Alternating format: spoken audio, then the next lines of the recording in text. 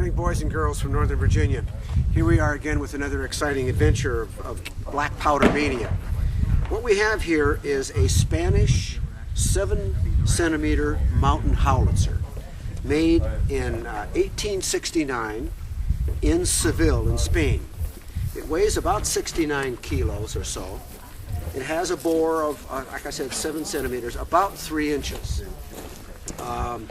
It's on a Skoda carriage. The carriage doesn't actually go with the gun, but the two go together very, very nicely.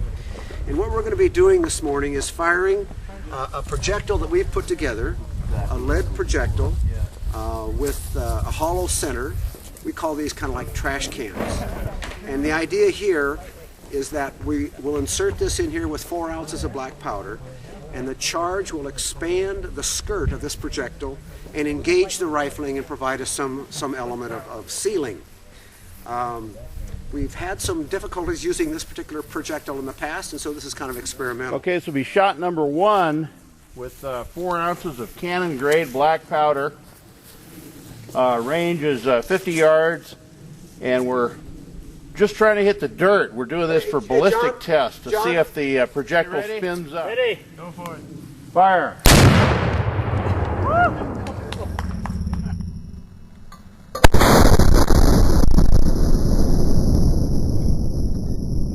Well, we hit the berm, not too far above the target. Okay, here we go. This is round number 2, range 50 yards.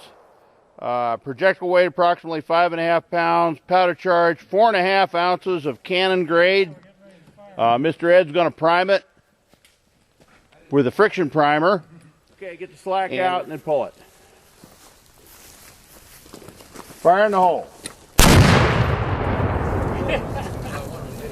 Pretty good. We were right on in elevation that time, a little bit to the left.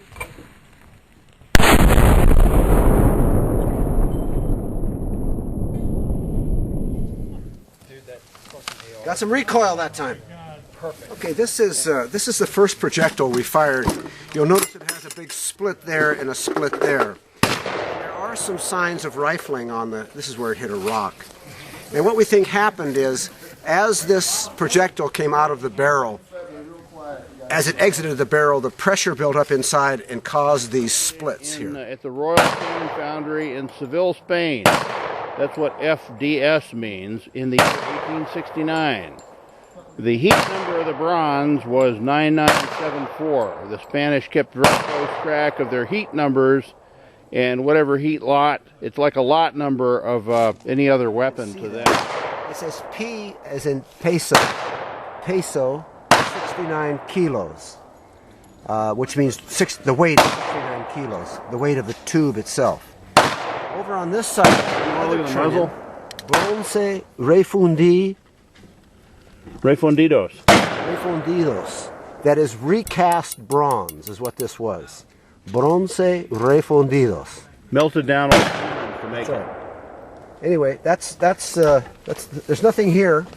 Anything? Yeah, on the front we got the 7 centimeter at the top, which is about 3 inches. and each rifling groove is numbered 1 through 6. Really? Yeah. I don't know if you can see that or not. It's getting a little dark out here. Anyway, there you go. 6 groove, deep rifling made for the studded shells of the Belus. Okay, here we go. Okay, fans, here we are. This is after the second shot. This is the projectile from the second time we fired it. You'll notice that it came through pretty much intact.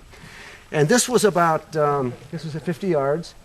It was about 18 inches or so in the dirt bank. Wasn't too hard to clear out, but we're still not seeing real distinctive signs of rifling. We're not seeing that. I think it did spin somewhat because it was buried perpendicularly into the bank, so it didn't tumble or spin or anything like or become disoriented in any way. Okay, we're getting ready for shot number 3 here. We have a guest gunner named Taylor. Wave to the fans, Tim. Okay. How about that, Taylor? Thank you. Okay, here we go. And she's going to go ahead and fire this round. Ed, earmuffs. Earmuffs. Hold on. They're on the cannon. Hold on. I get carried away when things get exciting, you know. Okay, take the slack out and then fire. What? Go ahead. Just 1, 2, 3. All right. Just to the right of it. Very good. Okay.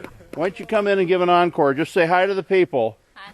There's Taylor. Okay. Thank you. Okay, we're getting ready for Uncle A is going to shot 4 with 4.5 ounces of cannon grade powder, same projectile, hollow base, lead with a wooden plug. And now you got to give us your name. Michelle. Michelle is going to be the gunner. Okay, Michelle. Just Did you tell her how to do it, Ed? and give it a good jerk. Okay. Okay, and up on it. Just Okay. pull. Okay, whenever. 1, 2, 3, fire. Good. All right. Look at that. Right over the target. Cool. Hey.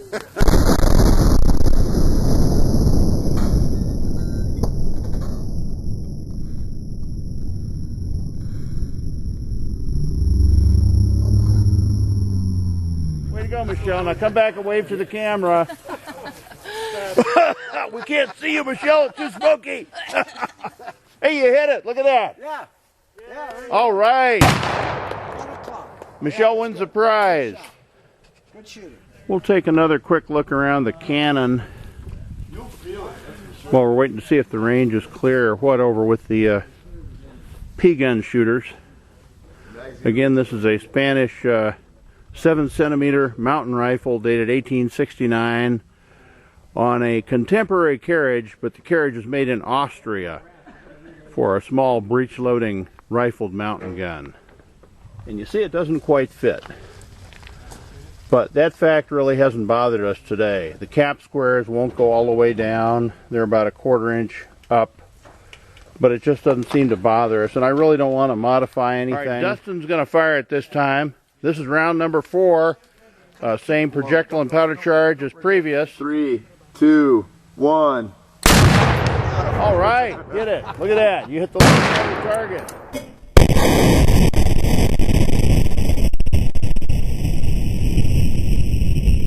We ricocheted off the top. Didn't the projectile go down range? I don't know. I think it. Or was that a rock? That went, I can tell when I get there. Here we are back again. This is after our 5th shot with this cannon. And when we recovered the projectile, we realized it had a big split in it right here. You can see it very clearly. And what happened, we think, was that as this projectile exited the barrel, the pressure inside of this, while it was still partially inside, burst this particular projectile and sprayed along the wheel here, and it kind of burned off some of the varnish here. Yeah, it sprayed, must have sprayed flame on there. There was a flash that came over here. We're pretty sure of that. See, it comes right off. So this is a very, very recent burn right here. And that is what I think happened. 3, 2, 1. A little bit low to the right.